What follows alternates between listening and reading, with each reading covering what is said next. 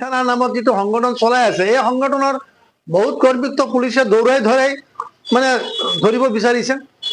আৰু চান্দা তুলি খোৱা মানুহ এটা, চান্দা তোলা সংগঠনৰ মানুহ এজনে এনেকুৱা ৱাৰ্নিং কৰিব নাপায়, মুখত থুবা নাপায়। লিখা পঢ়া কিমান আছে মই নাজানো শৃংখল চলিহাল।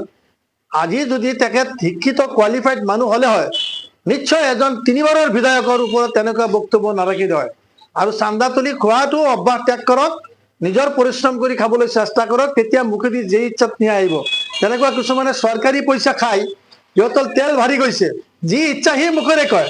আৰু মিয়াবিলাক মানুহে হয় কৈ থাকে, কিন্তু এটা সময় আহিব মিয়াৰ ওচৰত যাতে কোনো ভিক্ষা কৰিব নাহে।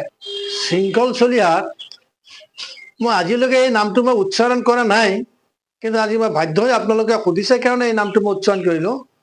প্ৰথম মই তীব্ৰ প্ৰতিবাদ জনাইছো আৰু গৰিহণা দিছো। আমিনুল ইছলাম আলহাজ আমিনুল ইছলাম MLA ধিঙৰ চেহেৰা হল নুৰানী চেহেৰা।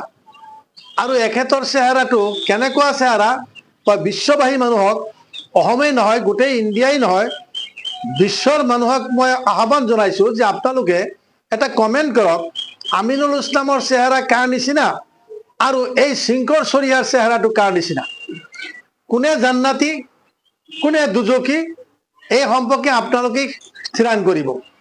কিন্তু আমিনুল ইছলামৰ নিচিনা এজন সভ্য মানুহ, এজন ভাল অৰেটৰ, ভাল বক্তা, দাড়ি টুপিৱালা ইছলামিক লেবাজৰ মানুহ হক এনেকুৱা কথা কোৱাৰ অধিকাৰ শৃংখল চলিহাই ক'ত পালে? আজি কিছুমান অসমত কিছুমান মানুহ ৰাজনৈতিকভাৱে ৰাজনৈতিক দলৰে হওক কিছুমান কথা ৱাৰ্ডিং এনেকুৱা কৰে যে এইবিলাক মানুহৰ বাবে মুছলমানবিলাক মানুহে নহয়। আমিনুল ইছলাম কেনেকৈ আপোনাৰ গুৱাহাটী চিটি বাছত পকেট মাৰা চোৰৰ নিচিনা চেহেৰা হ'ব? তোমাৰ চেহেৰাটো দেখি লোৱা, তুমি আমিনুল ইছলামৰ চেহেৰাটো নিজে দেখা আৰু তোমাৰ চেহেৰাটো আইনাত দেখি লোৱা।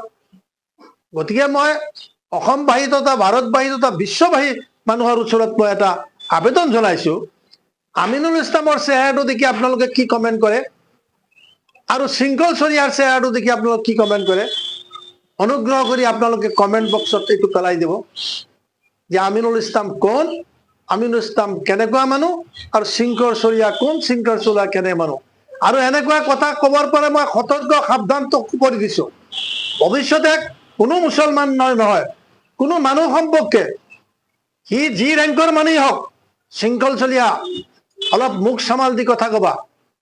যি ধৰ্মৰ মানুহে হওক, সি অসম হওক, টাই হওক, আহোম হওক, বৰাণ হওক, কোচ হওক, ৰাজবংশী হওক, চুতীয়া হওক, কাৰ্বি হওক, ডিমাচা হওক, বেংগলী হওক, টি গাৰ্ডেন হওক, সি যিমান ধৰ মানে যি কেটেগৰীৰ মানুহ হওক নহওক কিয় এনেকুৱা বক্তব্য নকৰিব বুলি মই সকীয়াই দিছো, সাৱধান কৰি দিছো আৰু ভৱিষ্যতে এনেকুৱা ৱাৰ্ডিং যাতে নকৰে।